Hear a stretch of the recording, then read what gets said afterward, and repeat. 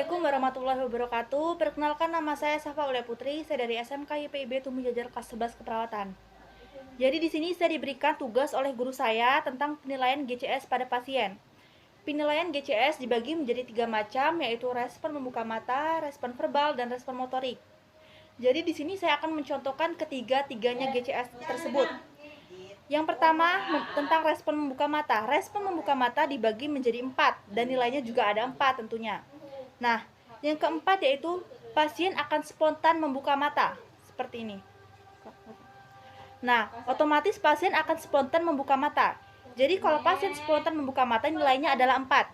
Dan nilai ketiga yaitu kita berikan rangsang suara. Jadi jika kita panggil namanya atau kita panggil, Mbak, bangun Mbak, tolong buka matanya. Nah, pasien otomatis akan membuka matanya secara perlahan-lahan. Yang kedua yaitu rangsang nyeri. Jadi kita akan berikan rangsangan nyeri pada luka pasien. Misal lukanya di tangan, kita cubit tangannya. Mbak, bangun. Nah, pasien otomatis akan membuka matanya secara perlahan-lahan. Dan nilai yang satu yaitu tidak ada respon. Jadi mau kita panggil namanya, mau kita berikan rangsang suara atau rangsang nyeri, itu pasien tidak akan membuka matanya karena tidak ada respon, dan nilainya itu akan 1. Kedua ada respon verbal. Respon verbal dibagi menjadi 5 macam, dan 5 juga nilainya tentunya. Nilai yang kelima yaitu orientasi baik. Jadi jika kita menanyakan kondisi pasien kesini dengan siapa, rumah pasien di mana, pasien akan menjawab dengan baik dan lancar. Contohnya seperti, Mbak, rumahnya di mana? Di kakak. Mbak, kesini sama siapa tadi? Sama teman. Nah, jika pasien menjawab dengan lancar, maka nilainya adalah 5. Dan nilai yang keempat adalah orientasi terganggu. Jadi jika pasien kita tanyakan tapi dia berpikir dulu dan menjawab pertanyaan kita itu lama, loadingnya lama, itu maka nilainya adalah 4. Contohnya seperti, Mbak, rumahnya di mana? Di kakak.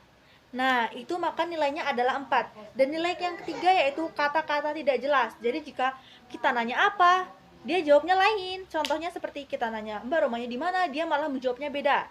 Seperti ini contohnya. Mbak, rumahnya di mana, Mbak? Udah makan, Pedro. Nah, pasien akan menjawab tidak jelas atau dia menjawabnya ngawur, kacau gitu. Apa yang kita tanyakan, pasien juga menjawabnya apa gitu. Jadi itu nilainya adalah 3. Dan nilai yang kedua adalah kata-kata tidak jelas. Jadi kita menanyakan pasien, kita tanya, Mbak, rumahnya di mana? Mbak, kesini sama siapa? Dia bukan menjawab tapi dia malah menggeram kesakitan. Seperti ini contohnya. Mbak, kesini tadi sama siapa, Mbak? Nah, jika pasien menjawab menggeram seperti itu, maka nilainya adalah 2. Dan nilai yang satu adalah tidak ada respon. Jadi mau kita tanya Mbak, rumahnya di mana? Mbak, kesini sama siapa? Pasien tidak akan menjawab pertanyaan kita atau dia tidak ada respon, maka nilainya adalah 1. Yang ketiga adalah respon motorik. Respon motorik dibagi menjadi 6 macam, yaitu yang keenam adalah mampu bergerak. Jadi jika kita sentuh luka pada pasien, maka pasien itu mampu bergerak. Seperti ini. Nah, pasien akan bergerak dan itu nilainya adalah 6. Dan nilai kelima adalah melokalisasi nyeri atau pasien akan melakukan rintihan jika kita sentuh luka pada pasien. Contohnya seperti ini. Sakit, Mbak. Nah, pasien akan memberikan rintihan atau suara rangsangan nyeri pada pasien. Dan nilai yang keempat adalah fleksi menarik. Jadi jika kita berikan sentuhan luka pada pasien, pasien otomatis akan menarik tangannya. Seperti ini contohnya. Nah, pasien akan narik sini ya.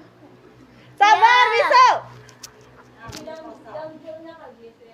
Fleksi dan yang nilai keempat adalah fleksi narik ini ya. Nilai terus gini nanti ya kalau udah abnormal.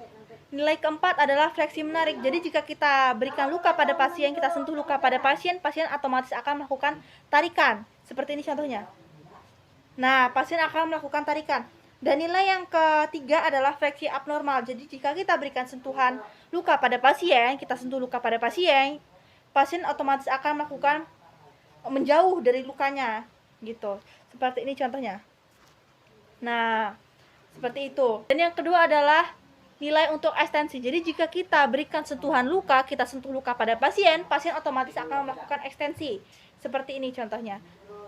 Nah, otomatis pasien akan melakukan ekstensi. Dan nilai yang terakhir adalah tidak ada respon. Jadi mau kita sentuh pasien, mau kita panggil-panggil pasien, dia tidak akan menyaut atau tidak ada respon.